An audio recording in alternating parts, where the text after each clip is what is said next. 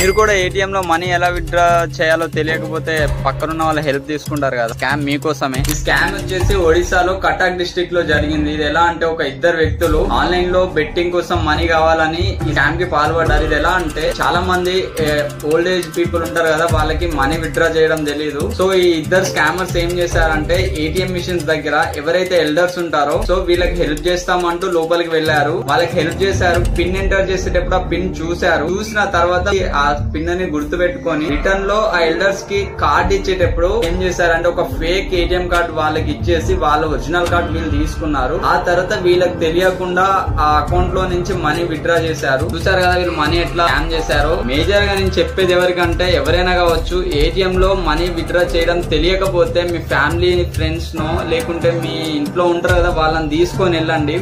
లేకుంటే అక్కడికి వెళ్ళి ఎవరో ఒకరు ఉంటారు కదా, అందరు అలా ఉంటారని కాదు. స్కామర్స్ ఈ యొక్క లూప్ హోల్ తీసుకొని చేశారు. ఒడిశాలో జరిగింది, రేపు మీ ఇంటి దగ్గర కూడా జరగవచ్చు. మనీ విత్డ్రా చేయడానికి వెళ్తారు కదా, సో వాళ్ళకి షేర్ చేయండి. Stay safe, stay connected to our channel.